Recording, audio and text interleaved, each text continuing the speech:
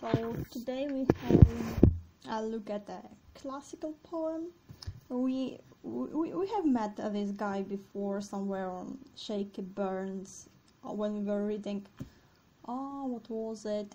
Noli me tangere, which is somehow connected to this one, which is another classical poem. And if you don't know it, then you may have a look at it after the lesson, after the meeting. So today we have a look at Remembrance. Remembrance. They flee from me that sometime did me sick with naked foot, stalking in my chamber.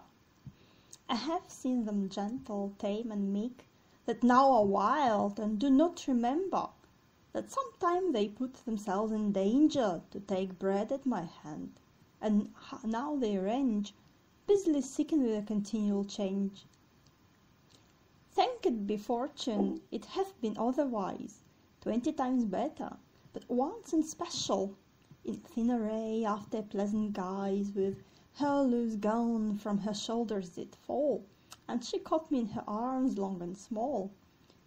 Therewith all sweetly did me kiss, and softly said, "Dear heart, how like you this?" It was no dream, I lay broad waking, but all is turned from my gentleness into a strange fashion of forsaking. I have lived to go of her goodness, and she also to use infangledness. But since that I so kindly am served, I would fain know what she hath deserved.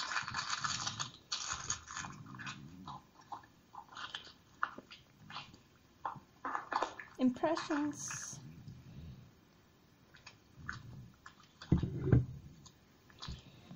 It's more fun to look at the original poem in Old English, but okay.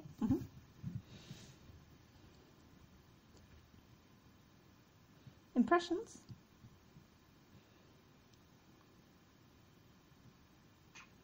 A piece of philosophy, maybe. Maybe not. I mean, it does provide us with certain images, but not necessarily the images that are bright and clear as pictures usually are.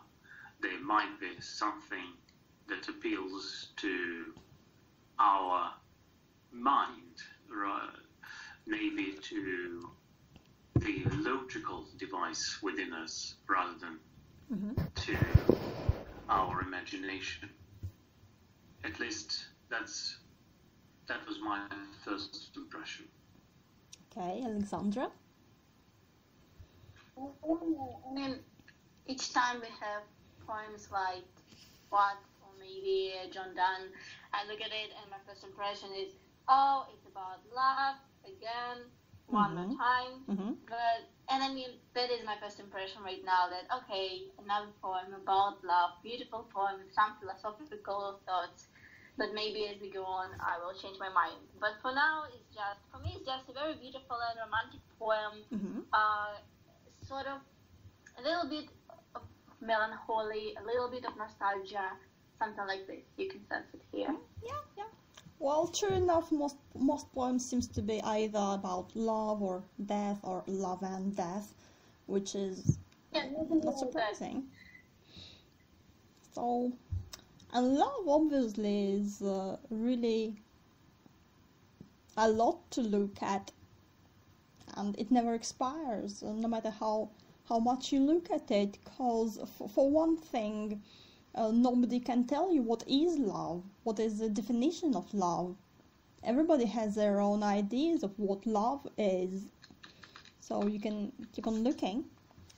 You can have a look at the dictionary, and one dictionary will tell you one thing, another dictionary will tell you something else, and who cares about dictionaries? What is love anyway?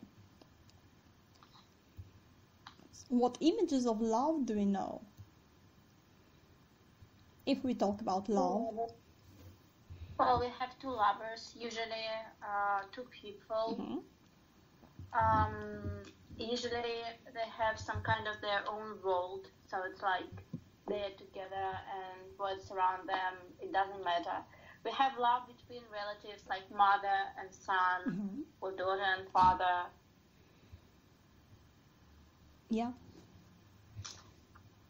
So we have all sorts of love to start with, and then when we have lovey love like a husband and a wife or mistress, then again we have lots of sub-loves in that kind of love too. So one of the common images is love is a war, in the sense that the woman is like a city and the man has to take her. Or love can be a sickness, when you don't feel well, and that is love and it makes you crazy. Or what other images of love do we know?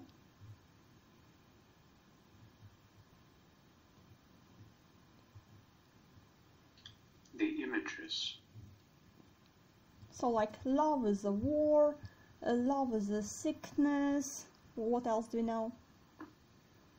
What else can... Pain. Love is pain, love hurts you, love is madness. Mm-hmm. Yes, mad with love. Mm-hmm. What do we have here in the poem? We have another classical image of love, which is a hunting. So these are quite aggressive images, of course, but maybe that's supposed to be so again. What kind of love is it? What kind of love? So we have ideas of deer, of heart, like not like heart, but like H-A-R-T, like again a deer. Then we have a doe, like a female deer, and somehow does and hearts and deers are used the most often in love poetry. I mean, you find it in the Bible too, in the Song of Songs. There you have the image. You have lots of deers and stags as representing young men full of love. In ancient poetry, in like Jewish poetry, in classical poetry, it's a traditional image. So it migrates apparently into English culture as well, into the British culture. And the other poem of Sir Thomas Wyatt is No Limit Tangere, and there he describes a deer, a doe, and that is a lover, a woman. So he continues with this imagery here, if you can see it. So when I read it, it's amusing. I really like it.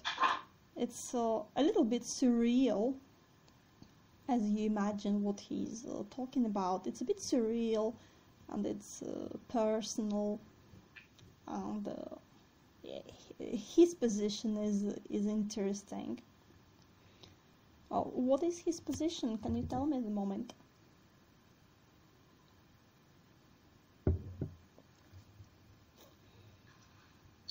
Well, he's removed from his love objects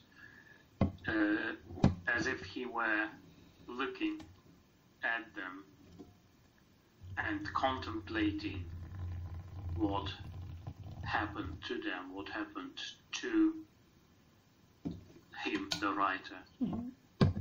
He seems to be quite remote. Mm-hmm. Okay, good.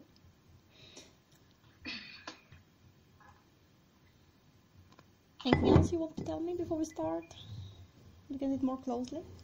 Well, you said about hunt, and usually when you go for hunting, it's a whole process. So it's not like Mm-hmm. you go with a gun, you meet an animal says hello, how do you do, and it's like, hello, I'm gonna kill you. You have to wait for a while. You have to wait, for example, in branches or maybe among the trees, and you really need to just sit there and wait for the animal to come, like maybe for several hours, and it's just, you sitting and no one around you. So people who goes to hunting, they usually enjoy this process of preparation, process of waiting for the victim to come. So in the beginning, I think he starts with that idea because he says that I have seen them, and he describes them like he's watching, not only like he's watching, but like he's really observing them, what they do, how they act. So he's an observer. Mm-hmm. Yeah. So another idea connected with hunting is taming. We have it here. Hunting, taming. Mm-hmm. So the beginning, you can imagine it. It's quite picturesque. It's maybe surreal a little bit. You could see it maybe in kind of a Monty Python style. They flee from me that sometime did me seek with naked foot stalking in my chamber. And you imagine his chamber, his room, and it's full of naked women, and they're all running away from him. Which is quite a startling image, isn't it? So he doesn't say who. We understand it from by the context. He just says they. If you just say they, then obviously it's faceless. They're not people as such. They are they. They flee. I have seen them. They range.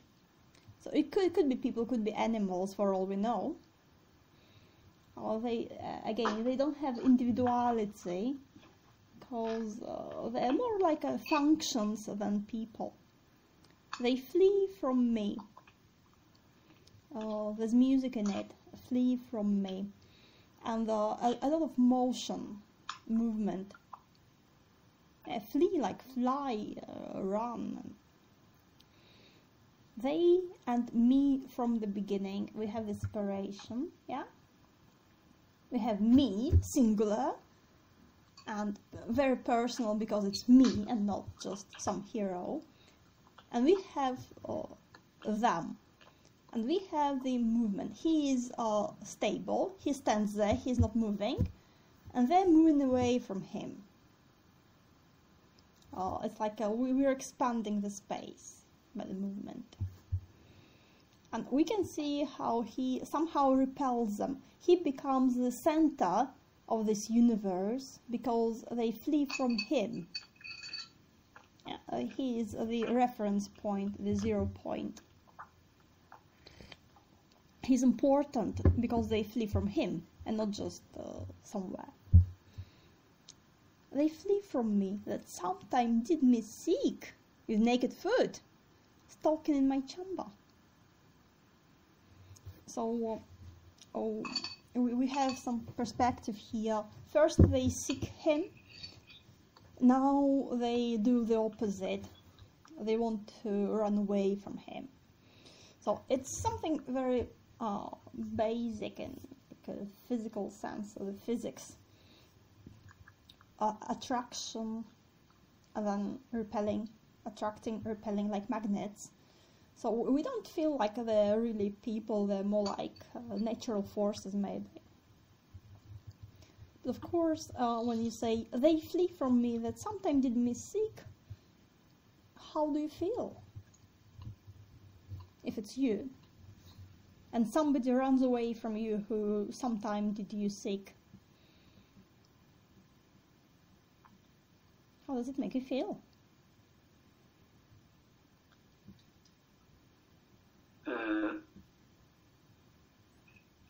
Well, we don't know who that might be, but again, if we were only couched to lines of the poem, we do not necessarily know Mm-hmm. whom the writer, the poet means, but this is a sort of a melancholic complaint. Okay, they wanted me before because they probably wanted something from me, something that I was Mm-hmm. able to give them, and now once they've got what they wanted, they flee away from me. They run away. Again, this is, I think, there's nothing unusual about it, and the poet might be melancholic simply because he says, well, that's your gratitude, and not necessarily human gratitude, because as of now we are not sure they are humans. And indeed, the thing that makes it a bit problematic is the naked feet he mentions, because the first thing, gratitude or lack of gratitude, is something philosophers, or, well, maybe all of us, ponder from time to time, but why naked feet? It doesn't fit Yeah, the tell me, why logical naked sequence feet? of thought. Why naked feet? And yeah, It's a good question. Why? yeah, the question is why, and the answer is probably given in the lines that follow, but so far it's only a question that appears, that makes its appearance. Oh, okay. If you as a have question. naked foot, how does it make you feel? What does it make you see? Well, naked feet, who are they who have naked feet? Because, let me just see the very first line. Because the first line does not necessarily mean we're talking about people. Mm-hmm. The naked feet Mm-hmm. might just refer to animals. Yeah. And then we are more or less within the framework of logic. But as we all know, naked feet are not limited to animals only. Who might they be? Children. They might walk with their feet naked. Or women. So we don't really know, but we know the feeling.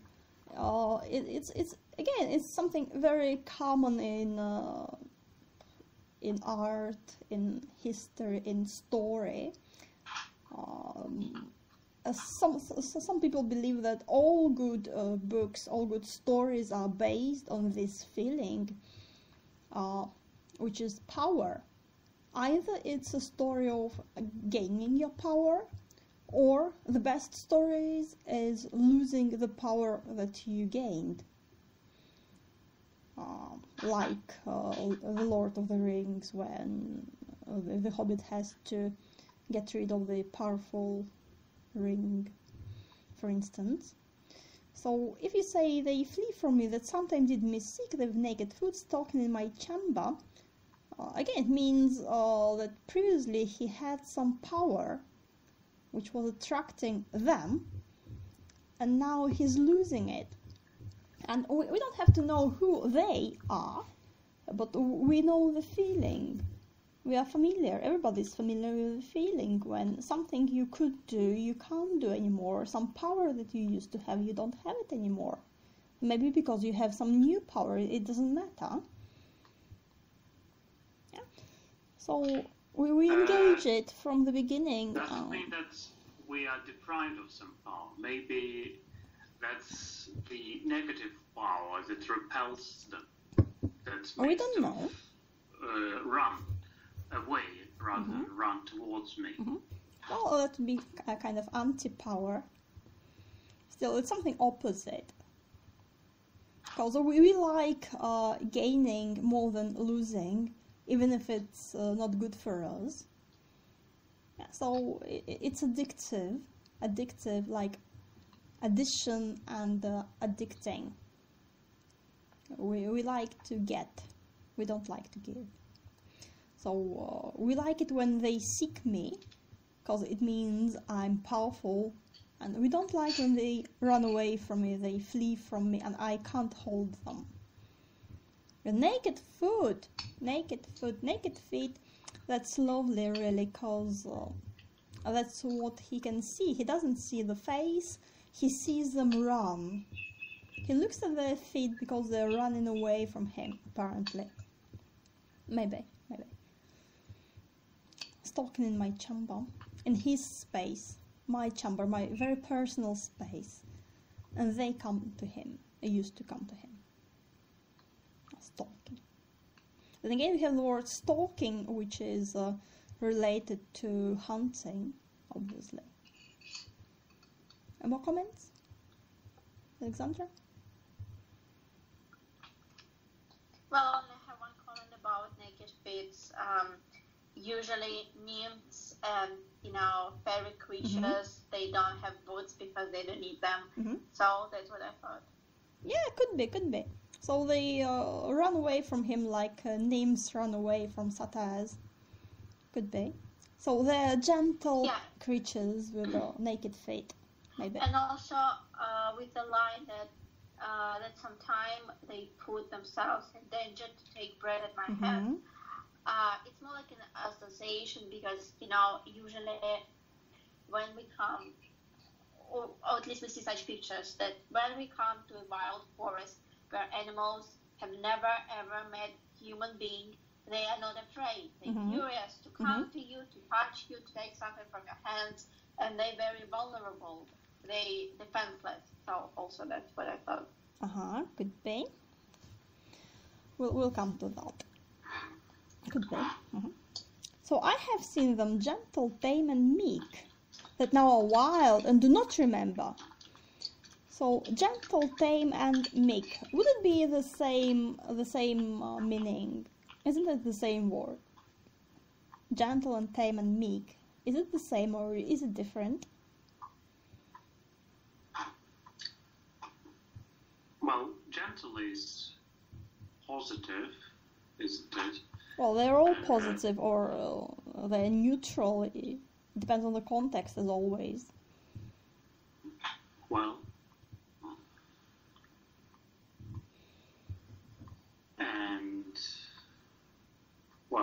meek rhymes with weak, and doesn't it leave that impression? Well, not necessarily. Although I understand that it can also, Meek depending on the context, comes from the Bible. Meek is like from the Bible. Meek comes from the Bible. Could be. Yes. And, well, tame is the process that you mentioned, the process whereby you tame a wild animal. And this means there was a sort of rage about the animal, but it's no longer the case. Now it's tame and consequently meek and, well, yes, gentle.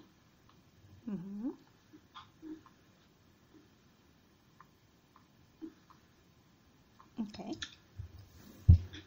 So gentle as maybe like a gentleman, maybe like a gentlewoman. Caring, maybe. Tame as opposed to wild. So maybe you can be gentle and wild at the same time. A wild animal who is still gentle, who treats you with respect, could be. So tame is different. Tame is not wild. But again, if it's tame, it's not necessarily gentle. can be tamed, but only on surface.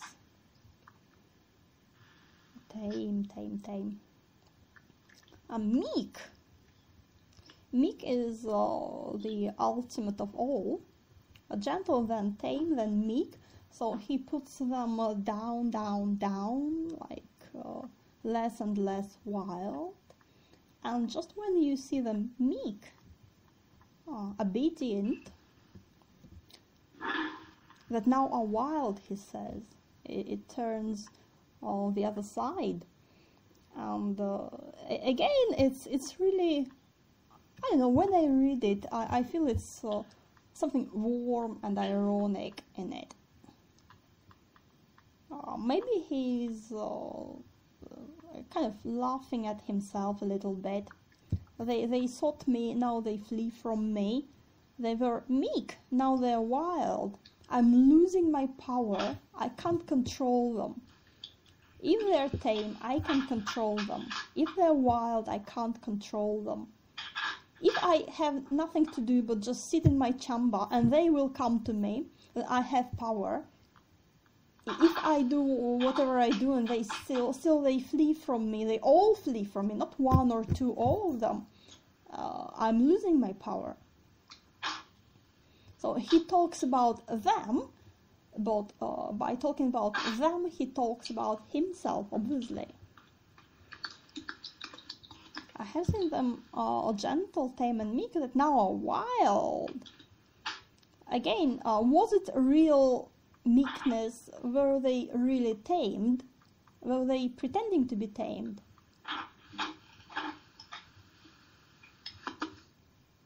Maybe they had never been meek and tamed, have always been wild. He never had any real power. He only imagined he had some, and now he can see it, maybe. And now are wild and do not remember. Do not remember. So their memory is short. They only remember what they want to remember. They're changing minutely. Which kind of reminds me of Chinese people and their ideas of a good guest. There was a story I really enjoyed, how there was some difficult time in China, and some of the Chinese intelligence were invited to, I don't remember, Europe, somewhere in Europe, I think, to wait through the upheaval. And they came to Europe, and very soon they became a very good Christians. So they would go to church, they would pray, they would do all that a good Christian would be supposed to do. And everybody was really like, oh, look, we are so cool, we just taught those barbarians how to be Christians. Amazing. And they were Christians by heart and soul, truly. But the second they came back to China, they forgot all of it. So they would do it sincerely and wholeheartedly, but because it's good manners. They were not pretending, but it wasn't real either. It's the same in Russian history with Olga, who was pagan, and she was doing it wholeheartedly when she was pagan. But when she had to turn to Christianity for all those political reasons, she became a real Christian. Not because she was a good Christian, but because that's what a noble person should do. If you do something, you do it wholeheartedly. If you find yourself turned into a Christian, you do that wholeheartedly. If you find yourself a pagan, you do that wholeheartedly. And then you can reverse to your true nature anytime that's needed. It's a very fine art, really. So maybe they were really tame and meek when they met him. And then they just reverted to their true nature, maybe. Now they do not remember that sometimes they put themselves in danger. So we have the word sometime. It's again, it's not specific, just sometime.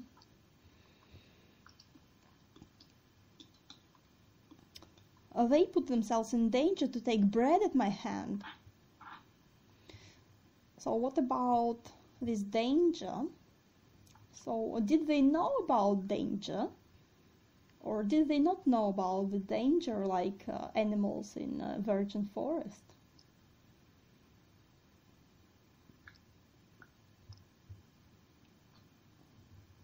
Well, to me it looks like they are willing to take a risk, which means they are aware of the danger, as animals, wild animals are, as for example birds are, and yet they are willing to take a risk because they probably feel there's going to be no aggression on the part of the man who extends his hand and feeds them. Yeah. So and again, is it talking about metaphors and images?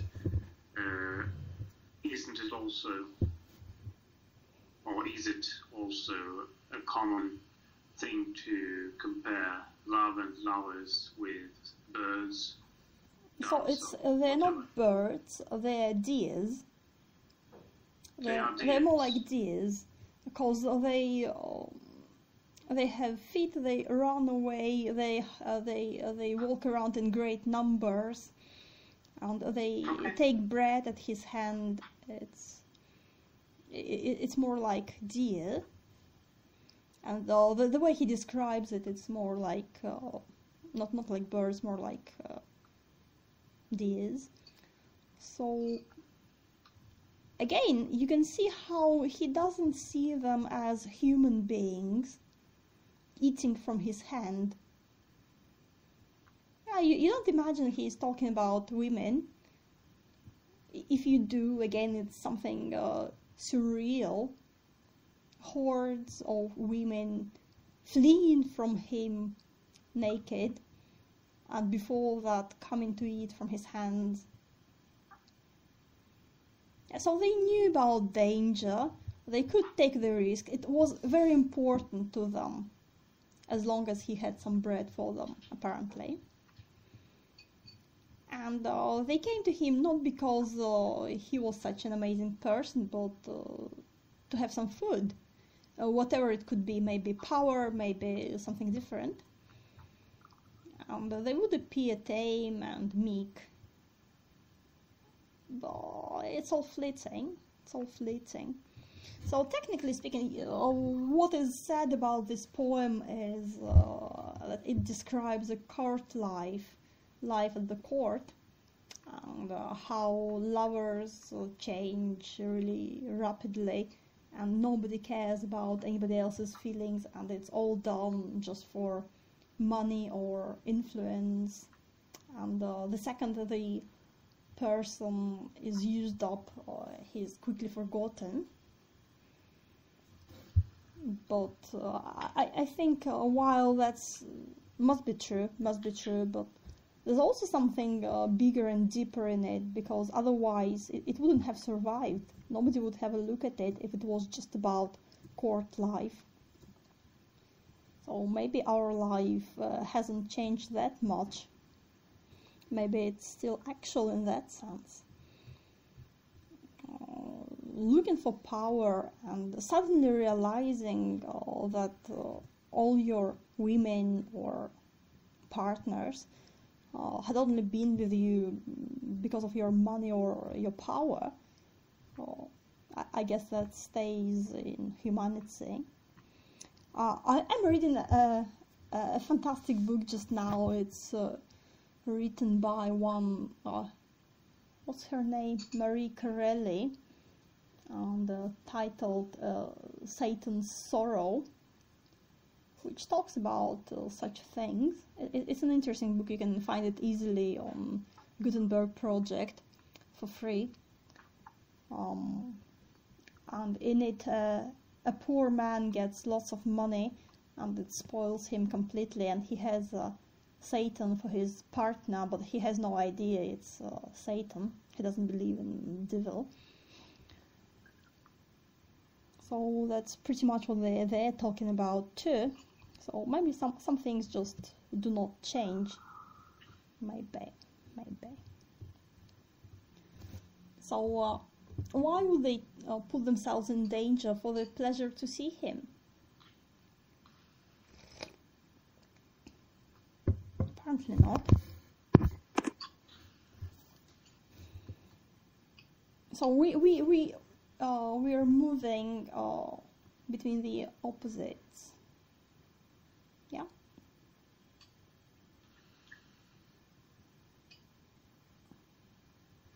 Coming and fleeing, gentle and wild, coming in danger and just forgetting him completely. Yeah, we compare not just two situations, but two realities. The man is the same, so what is different? What is different? Now they range. Isn't the situation different? The situation is different. Why is it different? Is it something wrong with the man? Did he do something wrong? Well, he might have done something. Again, if they add from his hand and now don't, it might be either because there's no more food offered to them, or there's someone who can offer even more food, and they sort of change their patrons, and they run to someone else. Or if we get back to the original love explanation, what happens when the person you were in love with does no longer want to sort of interact with you, something that is metaphorically described as eating from your hand, when the other person is no longer interested in you? Or maybe, again, this other person was only interested in the sort of a food you could provide, and not in you as a person, as a human being. I don't know. I do. Alexandra?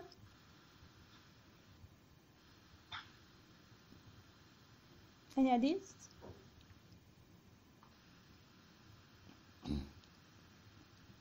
Well, anyway, he was offering them bread, and bread is something that belongs to human people. But now they arrange, and arrange has a range of meanings, as you may know. So they arrange as in they roam, they wander somewhere, they walk away. And arrange is something that, well, livestock does. Grazing, the same as grazing. So he was, what he says here is he was trying to turn them into human beings. They were like wild animals, beautiful, like deer, but still wild. And he was trying to tame them, and he seemed to be successful. But he was trying to offer them bread to turn them into people, but you can't change their true nature. No matter how you try, they still turn back into their true form. They still revert, degrade, or whatever you call it, back to grazing animals like cows or deer. Now they arrange busily seeking with a continual change. Again, busily seeking in this context brings deer to your mind who are looking for food for a new patch of grass, maybe, with a continual change. So they're busy, but they're not really busy with anything which is human. They're busy on animal level. And then we have the continual change. And I guess the continual change is the real subject of this poem. How you can never be sure. You can never fix anything. It's all flowing. It's all changing all the time, continuously. Continuously.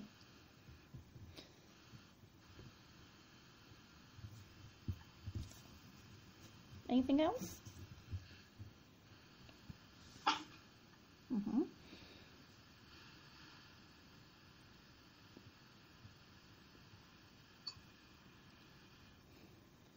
So when we look at this first stanza, it could be about females or could be about animals, for all we know. So these women are no better than animals. Thank it be fortune it hath been otherwise, 20 times better. So it's like, he's like, wow, I look like a loser to you now, but let me tell you, it has been the other way too. And I knew better times. It was 20 times better. But once in special. So first we have a general look at what is happening to him now, what happened to him before. And now we are going to single out one female out of the crowd. Once in special, so one and special. In thin array after a pleasant guise, when her loose gown from her shoulders did fall, and she me caught in her arms long and small. So how is she different from other women?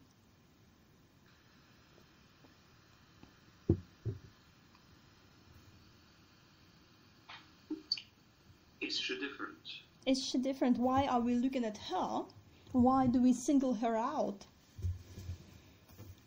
And when he says, thank it be fortune, it hath been otherwise 20 times better, again, is he in earnest or is he ironic again?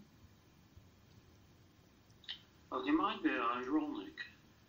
And interestingly, he ascribes his previous success to fortune rather to what he deliberately did or could do to ensure there's a woman who catches him in her arms. So again, on one hand, it's the moment of his success, and he shows us his success. On another hand, it's one of his deepest delusions, because a bit later he finds out that this woman has never been interested in him. So, thank it be fortune hath been otherwise 20 times better. It has this kind of ironic, bittersweet feeling to it. Well, is it really good? Is it not really good? Was it better? Was it not better? But once in special, so again we have a multitude, like 20 times, and then we narrow it down to just one case. Once in special, in thin array after a pleasant guise, when her loose gown from her shoulders did fall. Ah, what is it? What is it? Comments? Again, it's can conjure up a image that is more or less literal. A woman in a light gown, something. It can also be the light gown is just as difficult to catch as the possessor of the gown is, and it's not the poet who catches her, it's her. She catches him. Arms, into small and long arms. And again, small arms means something delicate. But there's sort of a contrast that you have here when you read it for the first time. You sort of think, maybe there is a mistake. Well, long arms aren't small arms aren't long arms. Well, no, you're mistaken. Short and small is not the same, it's different. Small in size and short in length. So she can have long and small hands. Yeah. I mean, that's the... Again, I'm speaking about my impression. So the first time I read it, I have to... Oh, yeah, I agree. This distinction between short and long, small and big. Yeah, so because she's not really in the play. Not relevant. Oh, it is. It's all relevant, because if you notice it, then it's in the poem. And we can see it, so why is it here? Because that guy, he was a clever poet. He wouldn't make a mistake like that.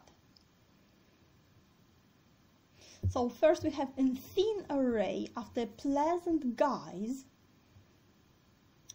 So thin could be like delicate, could be.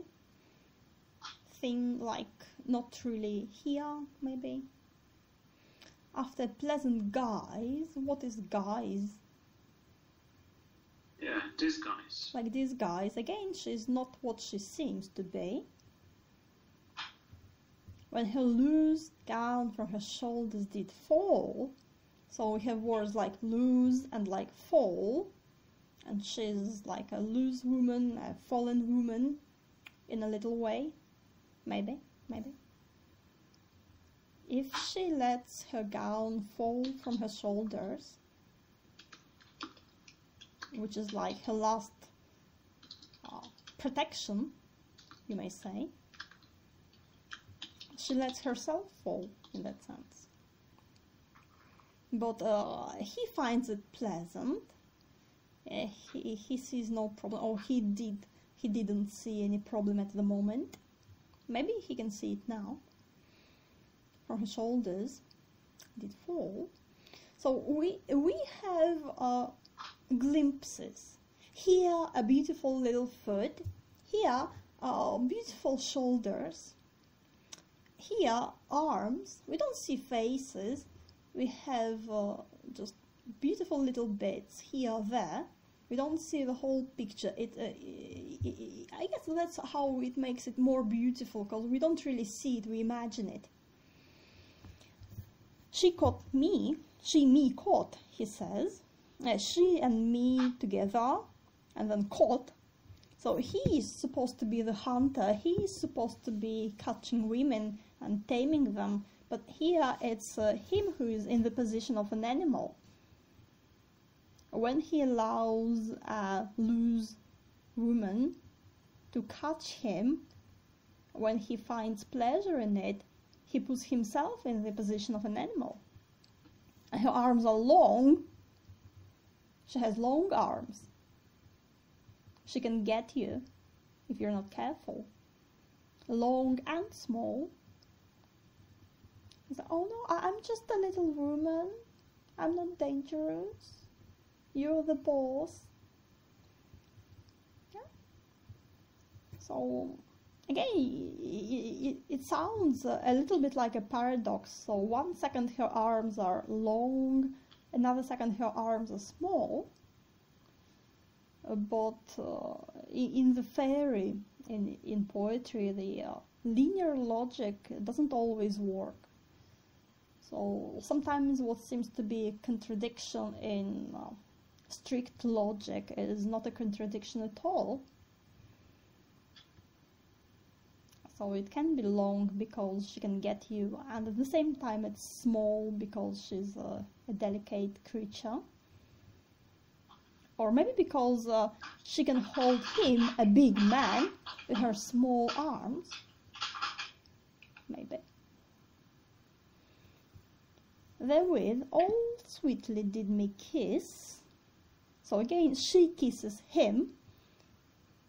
And the person who kisses kind of demonstrates power over the person who is being kissed. Yeah? Or what do you think? Yes.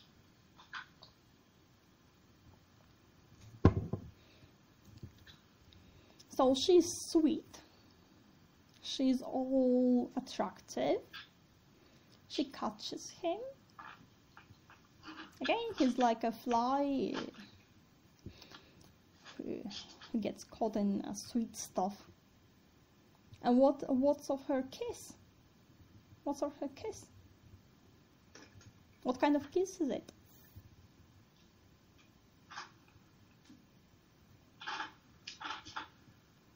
Well, she's delicate.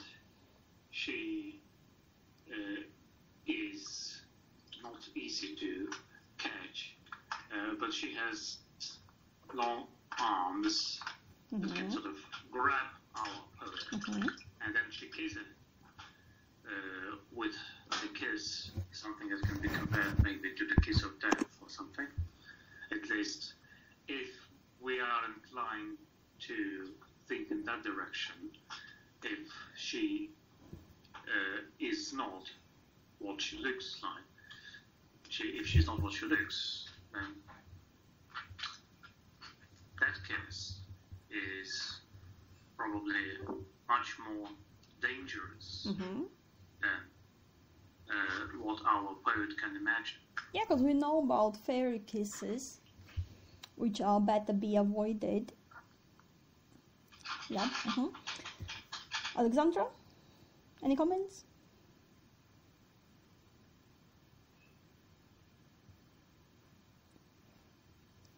Okay. And softly said, so she is all soft and deceitful. Dear heart, how like you this? And that's why we have those dears. Dear. If you look at the original version, it's even more obvious. Der Hert, or something like that. Der Hert. So dear, and heart is like, again, like a male deer, hert. So she calls him a deer and a male deer, hert. She catches him. She turns him into an animal. She's Circe. How like you this? How like you this? On one hand he loves it, on another hand he's been turned into an animal and completely in her power. And then we know that then he loses all his power. Maybe that's why. Maybe. So we have two kind of main heroes. We have a crowd or a herd of women who are like deer, but still they're beautiful, but they're wild, and you can't really tame them. And then we have this man who believes himself to be in power, and we have this singular woman who is even more powerful than he imagines himself to be. It was no dream, I lay broad waking, because it may seem like a dream to you, because, it's a beautiful lady and she kissed me. Maybe it was a dream. No, it wasn't a dream. I lay broad waking. But all is turned through my gentleness. So again, he's turned into an animal, into a heart, and now it's his gentleness. We had, I have seen them gentle and tame and meek. Now he is gentle and tame and meek. And again, continual change, always changing, always turned, always changed into a strange fashion of forsaking. And again, you listen to the music, fashion of forsaking.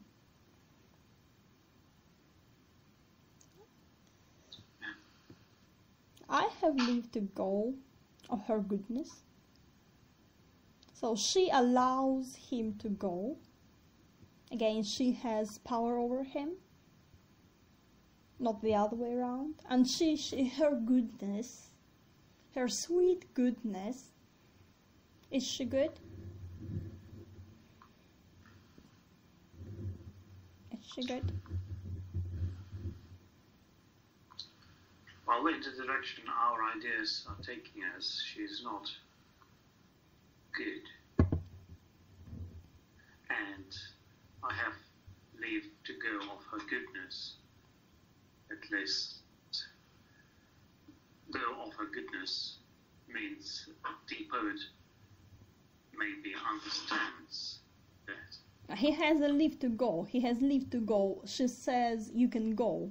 Yeah, you can. Yes, because she's so kind as to release him. She could keep him, but she decides to let him go. It's really fascinating when you look at the original lines and how he pronounces all these words. Go rather than go.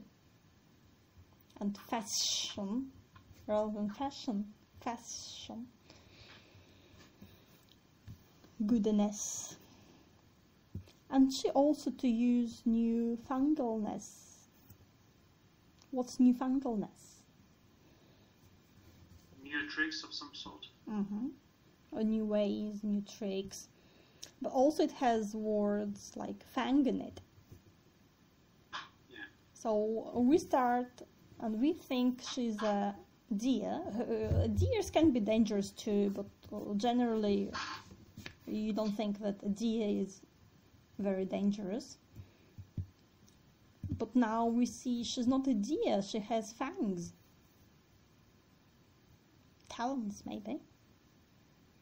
She again, she is not what she seems to be. And he who thought himself to be a hunter turns into a deer himself.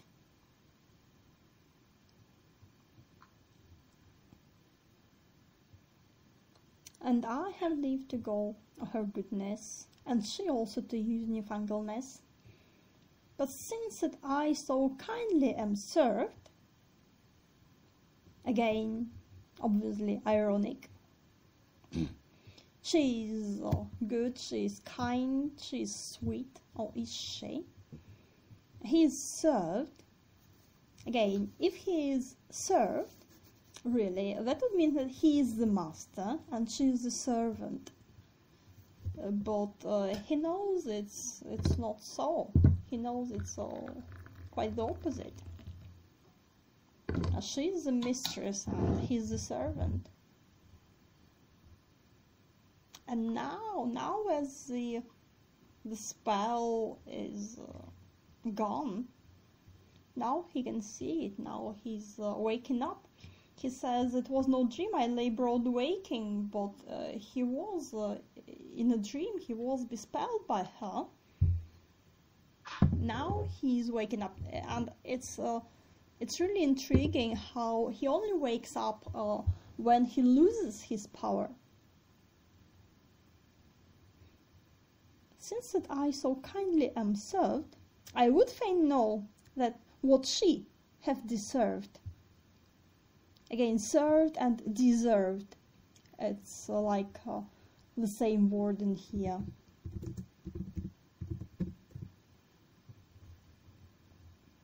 Yeah? Yeah. So, what is he trying to tell us by these last lines?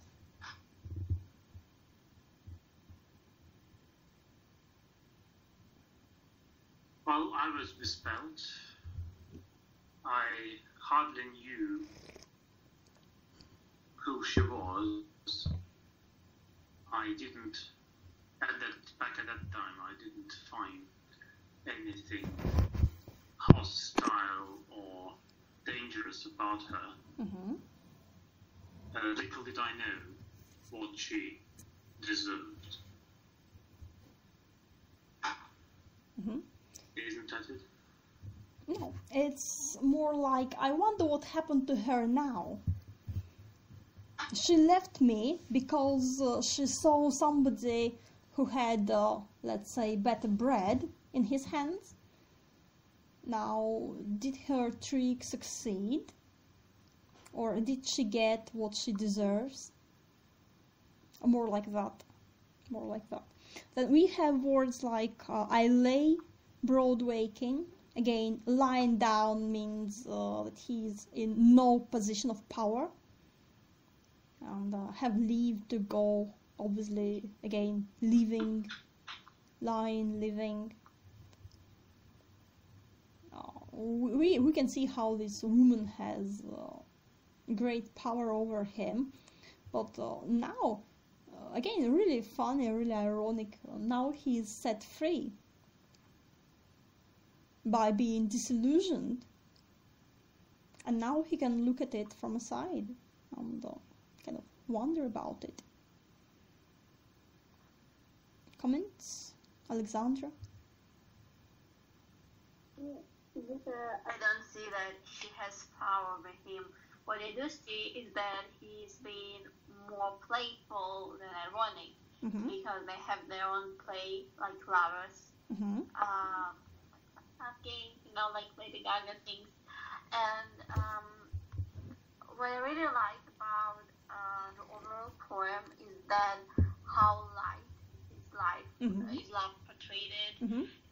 I kind of, I don't see it like, well, in the beginning you said about images of love, that we have different images of love, and we also said that we have, for example, wife and husband, and we also have, for example, mistress. And right here I see some kind of an image of a very light love, of a very playful love. Yeah, it is light. It's more like a mistress. Yeah, because I don't see that this is a very deep feeling. It's like it is enchantment. It's like magic between them two, but they're gonna leave each other together soon enough, and they're not gonna live together as a couple. So for me, it's like, it's like one moment captured in a magic forest around magical creatures without boots on their feet. With wild animals around them, and it does remind me a lot of Greek myths when we have this love scene in forest again, among nymphs and plants and other creatures. But we know from the first stanza, we know the context, we know she, maybe they're playing, it doesn't really matter, but she comes to him and she's all playful, and she holds him and she kisses him, and then she just forgets all about him. So like you say, it is light, it's not love, but he's still, maybe he thinks about it with a smile, maybe, or maybe he's broken-hearted. Might be. So yeah, it's like they come together and then they part again. They touch very lightly, but still it impresses him. It leaves its mark on him. We don't know about her. She seems to be coming and going, and he says that all quote-unquote love which you meet in this reality, let's say the court reality, is fleeting. As is in the first line, they flee from me. It's all fleeting. It's all changing. You can't rely on it.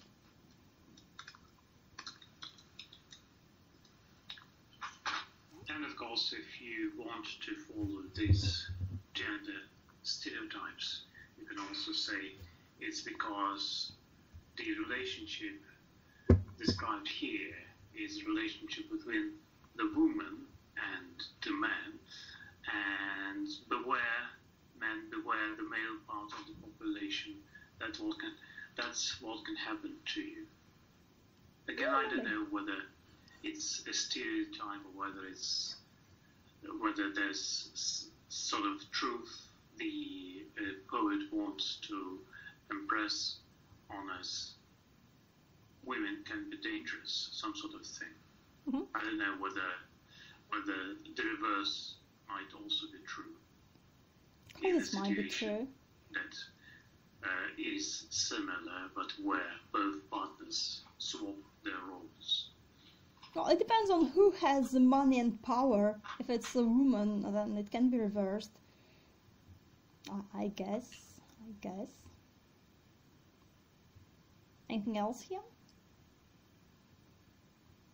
Well, it's a short poem, but it's kind of sweet, and it's kind of turning, and has those amazing images. Really light, because can you imagine a man describing that lightly in a poem, how women flee from him like startled deer? And if he admits that they used to be his, let's say, lovers, then he admits that he was fine at this level of communication, which is like animal level. You give them bread and they come to you. You don't give them bread and they forget you. Again, it means that he admits being on the same level. There's self-irony too, and that's important in our life. What else can we see here? Rhyming is nice. So we had lots of fixed forms at that time. That's one of the fixed forms. It's called, what is it called? Royal rhyming. When you have A, B, B, and then C and C. And you can break it in different ways, like 4 and 3 lines, or you can have 5 lines and 2 lines, depending on what you want to stress. Again, it's nice to have, it's an interesting form. Like seek, meek, and then chamba, remember, and danger, and range change. Otherwise, guys, and then special, fall, small, and then kiss and this, then waking, forsaking, and gentleness, goodness, newfangledness, and then served, deserved. So the last 2 lines here, each time, they're like punchlines, and the rhyme helps to show it. That's how we are. It moves on like a flow, and then you kind of make a little knot in the end to stop it, and then you continue. Anything else? Anything else?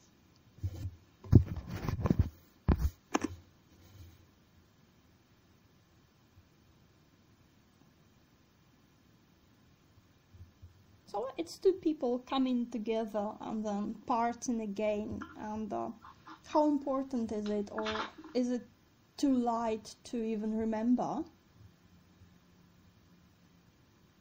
Why would he single out this one woman if he had lots and lots and lots of them just coming and going?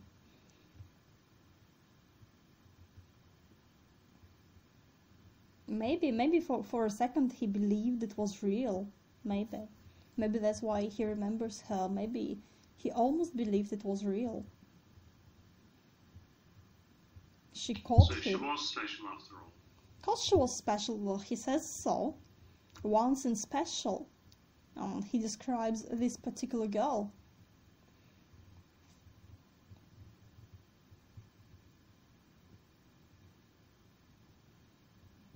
And then what? Did she turn out to be just as heartless as all others.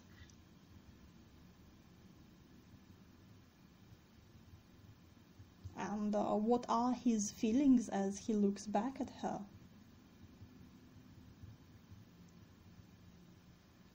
And he says,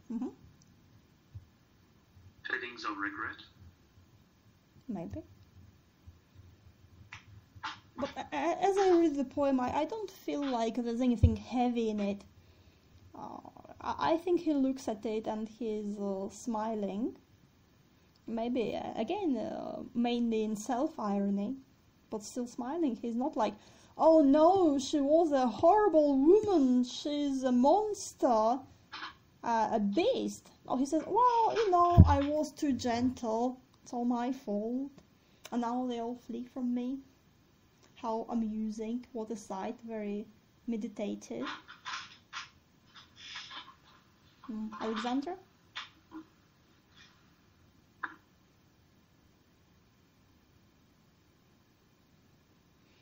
Then again, he says that they are busily seeking continual change, but again, if you look at it, it's him who has a steady flow of lovers coming and going and changing continually. So we pause and we look at one person, and then the flow takes her away again, which is again nice. Okay, anything else to say?